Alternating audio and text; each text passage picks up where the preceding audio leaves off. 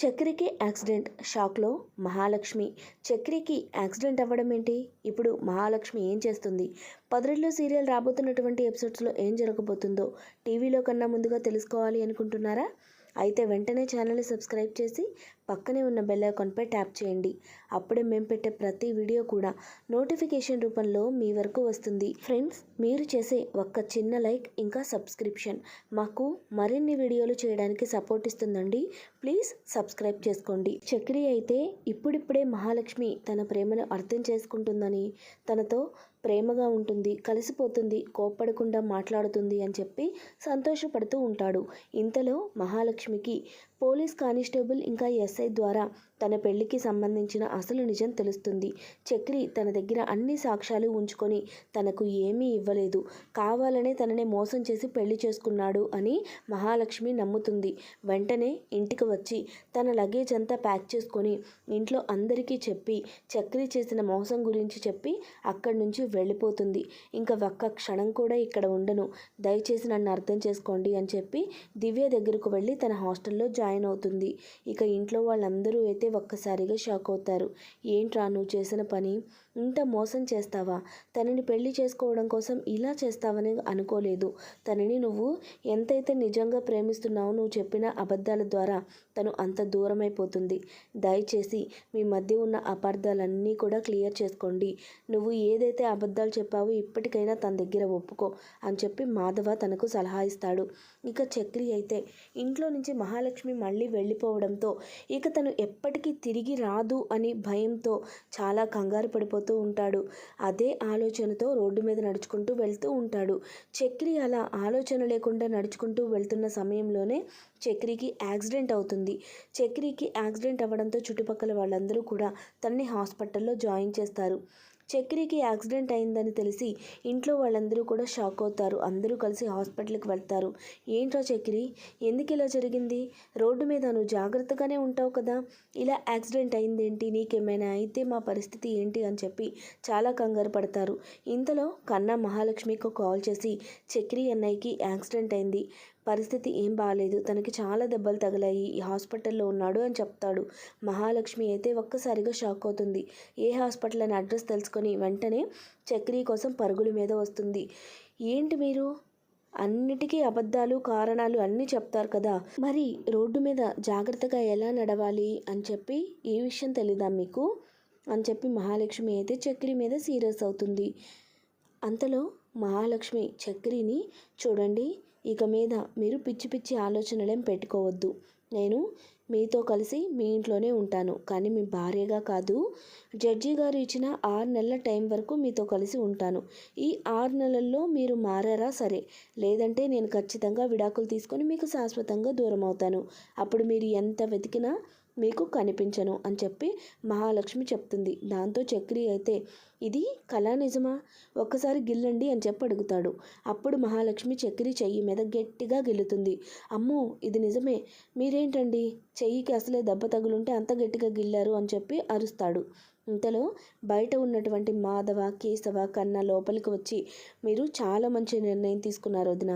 ఈ చక్రి తప్పు చేసిన మాట నిజమే, కానీ తనకి పద్దాకా అదే పని కాదు. మీరు దయచేసి మా మీద నమ్మకం ఉంచి ఇంటికి రండి అని చెప్పి వాళ్ళు అడుగుతారు. ఇక అప్పుడు మహాలక్ష్మి మాధవతో, చూడండి పెద్ది, నేను ఈ చక్రిని ఈ 6 నెలల పాటు గమనిస్తాను.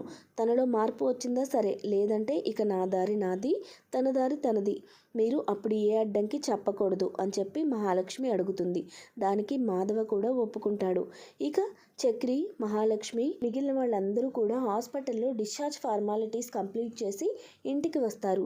ఇంటికి వచ్చిన వాళ్ళందరినీ కూడా చూసి నారాయణ చాలా సంతోషపడతాడు. అయితే చక్రిని మాత్రం, ఏరా యాక్సిడెంట్ అయింది, అంతా బాగానే ఉంది కాబట్టి సరిపోయింది, ఏ కాలో చెయ్యో ఇరిగి మంచంలో పడితే నిన్నెవర్రా చూసేది అని చెప్పి అంటాడు.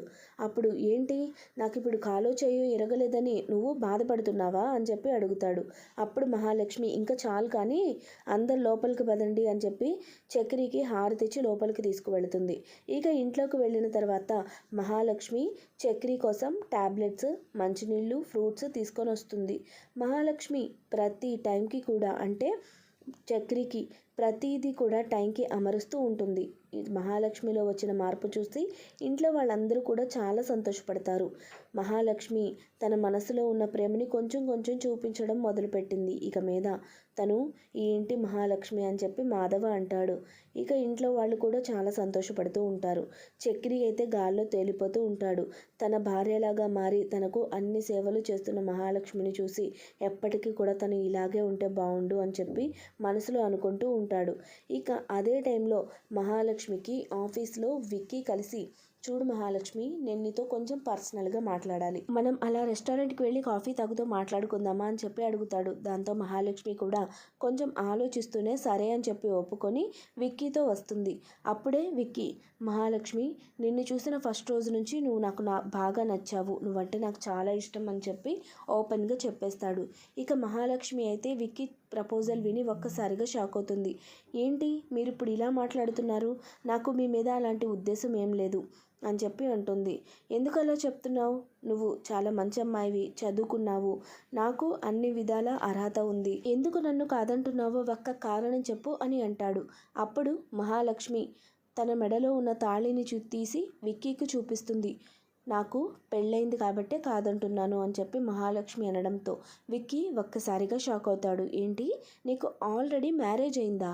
నీ భర్త ఎవరు అని చెప్పి అడుగుతాడు. అప్పుడు మహాలక్ష్మి, నా భర్త నేను మీకు ఆల్రెడీ పరిచయం చేశాను, నా కజిన్ అని చెప్పాను కదా, చక్రి, అతనే నా భర్త, నేను తనతోనే కలిసి ఉంటున్నాను, మేమిద్దరం చాలా సంతోషంగా ఉన్నాం అని మహాలక్ష్మి చెప్తుంది. దానికి విక్కీ అసలు డైజెస్ట్ చేసుకోలేకపోతాడు. అతను చూస్తే ఒక మాస్ రౌడీలాగా ఉంటాడు, ఒక కార్ డ్రైవర్ అయ్యుండి తననెలా పెళ్లి చేసుకున్నావు? నువ్వు ఇంత చదువుకున్నావు, ఇంత అందంగా ఉన్నావు, నువ్వెలా తనని పెళ్లి చేసుకున్నావు? నేను దీన్ని నమ్మలేకపోతున్నాను, నేను తనతో ఒక్కసారి కలిసి మాట్లాడాలి అని చెప్పి విక్కీ అంటాడు. అప్పుడు మహాలక్ష్మి కాల్ చేసి చక్రిని అక్కడికి పిలుస్తుంది. ఇక అక్కడికి వచ్చిన చక్రి విక్కీని మహాలక్ష్మిని ఇద్దరిని ఒంటరిగా చూసి, ఏంటి మీకు ఆఫీస్ లేదా, ఇలా రెస్టారెంట్లో కూర్చొని కాఫీ తాగుతూ తీరిగ్గా మాట్లాడుకుంటున్నారు అని చెప్పి అడుగుతాడు. దానికి మహాలక్ష్మి, లేదు, మా బాస్ విక్కీ మీతో మాట్లాడాలి అంటే ఇక్కడికి రమ్మన్నాను అని చెప్పి మహాలక్ష్మి అంటుంది. దానికి చక్రి అక్కడ కూర్చొని, సరే చెప్పండి, మీరు నాతో ఏం మాట్లాడాలనుకుంటున్నారు అని చెప్పి అడుగుతాడు. అప్పుడు విక్కీ, మహా, నువ్వు కాసేపు పక్కకు వెళ్ళు, మేమిద్దరం ఒంటరిగా మాట్లాడుకుంటామని చెప్పి మహాలక్ష్మిని అయితే అక్కడి నుంచి పక్కకు పంపిస్తాడు.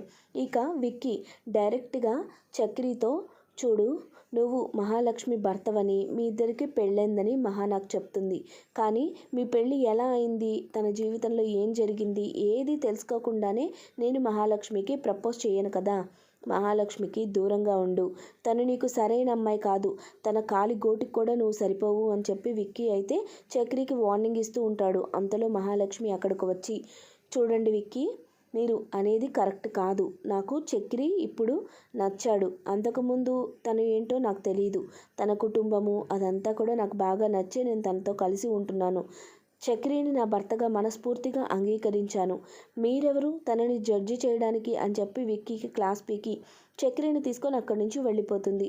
ఆ మాటలు విన్న విక్కీ అయితే ఒక్కసారిగా షాక్ అవుతాడు. ఏంటి సడన్గా తను ఇలా మాట్లాడుతుంది?